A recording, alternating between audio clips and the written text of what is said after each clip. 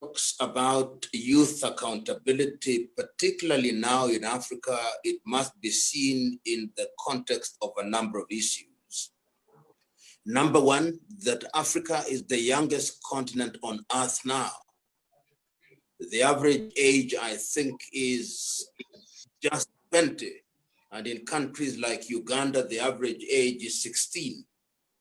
And these young men and women who have the capacity to serve the continent. And the question that is now being asked, particularly in this era of COVID, is whether young men and women will have opportunities for employment. But I think that going forward, employment must not be the focus of our young men and women. What our focus should be is innovation and invention, and taking into account the dividends that we can derive from the fourth industrial revolution. And in saying this, I'm not naive, because I know when we talk about young Africans, we've got to ask ourselves that where are these young Africans? There are those young Africans who are in fisher communities in places such as Lake Victoria, Lake Turkana, Lake Choga, and Lake Nyasa, Lake Malawi. How do we take care of them? And when we talk about, we also are aware of those who are in the livestock communities in places like Turkana, in Kenya, in Namibia, in Botswana. So there are different target groups when we talk about young people. The other thing that we must be alive to is the reality that we have 17 sustainable development goals. And goal number one is reduction of poverty. Goal number two is dealing with hunger. Then we talk about education.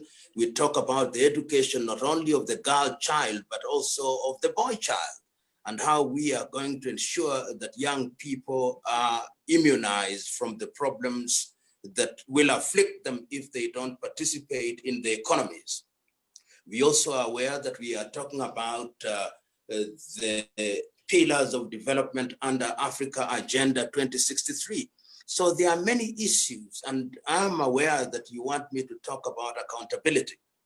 In my understanding, when we talk about accountability, we must now be talking about what is called co-generational leadership, so that young men and young women work together with people who are older. And just as the African saying goes, when mother cow is chewing cud, baby cow is watching and watching keenly so that they learn the positive things and also they unlearn the negative things. So critically, I am saying that there is need to create a new young African, a young African who is disciplined, a young African who has grit, a young African who has vision, a young African who has passion, a young African who is sympathetic and compassionate, a young African whose life is planned, a young African who has interest in ensuring that his or her community is developed, a young African who is exposed, a young African who has regard for his or her culture, but realizing that culture is not static, culture is dynamic. A young African who asks, in the famous words of the American president, not what his country can do for him or her, or what his community can do for him or her, but what he or she can do for his country and his community, and by extension, his or her continent. That is the young African whom we must grow, and that young African will ultimately be accountable not only to himself or herself, but to the community and to the world. That is all I wish to say. Thank you very much, Prof. And maybe our youths have some questions which they would like to pose to you. I'll give our Chief Executive Officer elect, Mr. Samuel. Kindly, Samuel, say hi to Prof, and maybe you can take over from there. Thank you. Yeah, okay, thank you. Thank you so much, Prof. It's an honor actually to have you in this meeting. So probably I might just pose one question, and this one is in regard to young Africans, especially the young leaders also. this one context which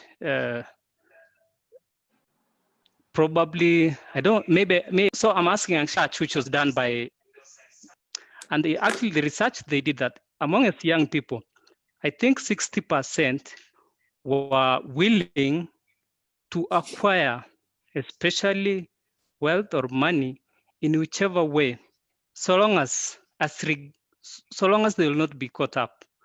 They actually, the research delved on youth in East Africa. I'm aware of that research about young people willing to participate in corruption. In corruption, exactly. So what, because all of these guests we have here in this call today are actually aspiring young leaders, and all of them actually have organizations they're leading. So that's the criteria we used in actually selecting them in this call. So what would you tell? Because you see the percentage was quite higher. Let me answer your question by giving reference to the people that you must emulate. The Baganda of Uganda have a saying that which ripens quickly rots quickly. And in Kiswahili, there is a saying, mali bila daftari huenda bila habari. What I would guide them is that they must know that everything that survives is that which you earn by the sweat of thy brow. By the sweat of thy brow, you shall earn. And it is about simply educating ourselves to recognize that doing the right thing at all times is the right thing. I want you to look at the lives of, because you want to be politicians, most of you, I don't know the problem with Kenyans, everybody wants to be a politician. But leadership must be seen broadly. They are leaders in the trade union, they are leaders in different sectors. But in the political arena, I want you to go and read the lives of Julius Kambarage Nyerere, Kenneth Kaunda, Thomas Isidore Sankara, Modibo Keita, Sam Nujoma, people who believe that leadership is about service. Nyerere used to ask the question, ukiona mtu ana tamaa sana ya kwenda ikulu, msimchague huyo. Kwani ikulu kuna biashara gani anataka kufanya huko? The true leaders are reluctant leaders who simply want to serve. But if you see somebody with great hunger to acquire office, those are not leaders. They just want to occupy office for personal. And you must make a personal decision that your desire is to serve.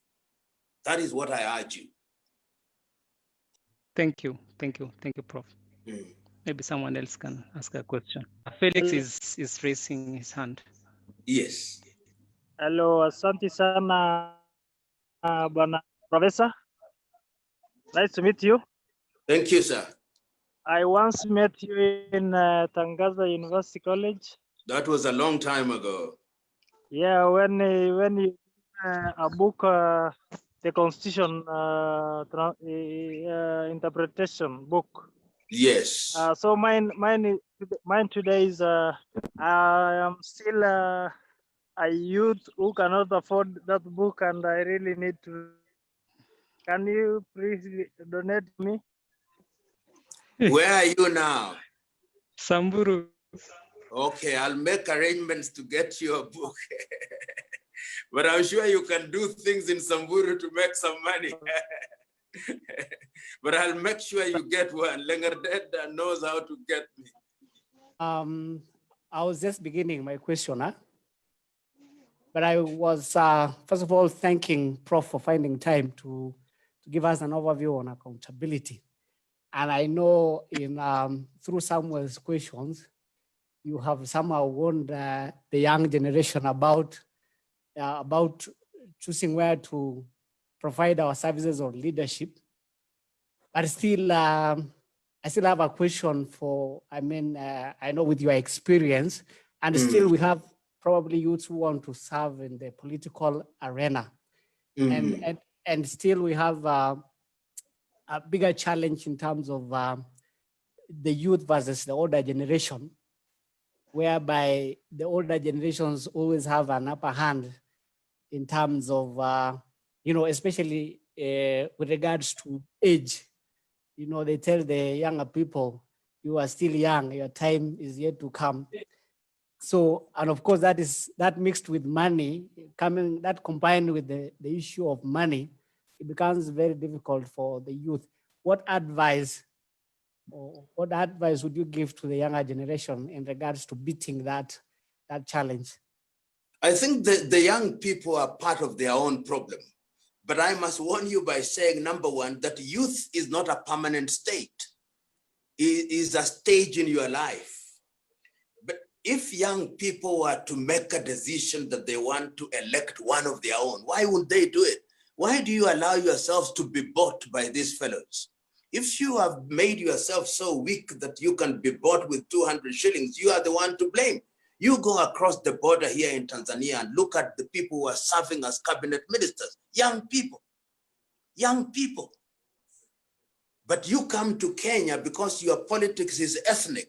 You are choosing, even in Kenya now, when politicians have problems, you see, they have gone to look for the elders. Not that looking for the elders is a bad thing, but you are going to your tribal elders. Until the day that Kenya herself from ethnic politics and the politics of money, the youth are not going anywhere. You'll always be riding border borders and shouting as the old men are doing the thing that you ought to be doing. But you go to Rwanda, young men and young women.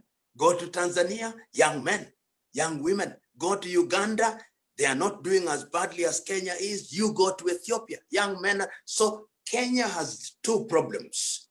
3, ukabila, ushenzi wa ukabila. 2, corruption, hongo.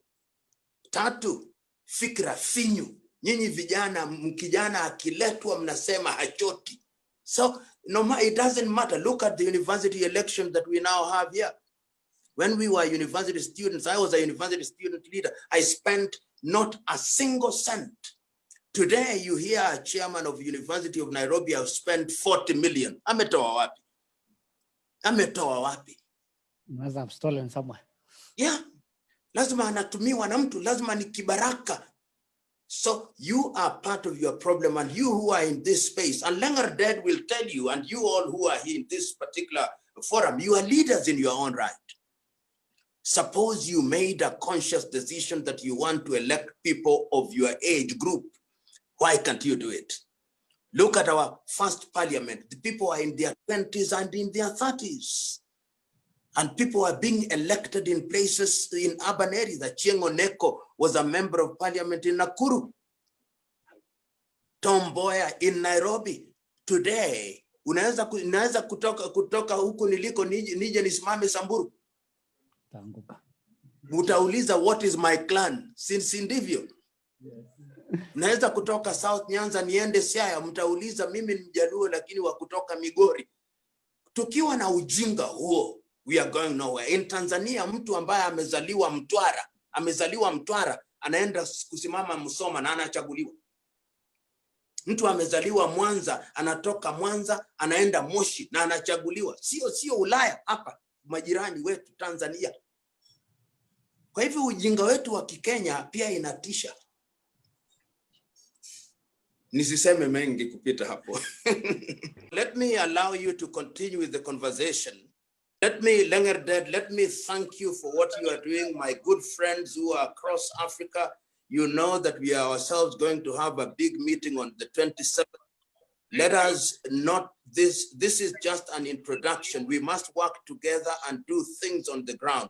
I know what you are doing. I have talked to Justice Lenaola, who tells me the great things you are doing. The others, I know you are doing great things. Continue doing great things. And I want to complete my statement with a statement that I had from John Garang de Mabior when I was an intern with SPLM in the 1980s. He told me that when you are leaving, you continue to accumulate things. There are the good things and the bad things, because all of us will make mistakes. But at the end of the day, we want your good things to bad things.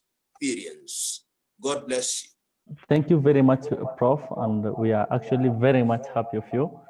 And we have learned a lot on social accountability. Thank you very much.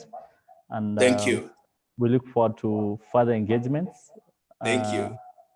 And actually, I'm so much glad that youths have gotten a lot of information on social accountability, and we are so much happy. So Thank you. I also thank Amos. Amos has been a good friend of mine, and he has actually assisted me a lot. Thank you very much, Amos. Thank you very much. Continue with the conversation. Thank you. Thank you.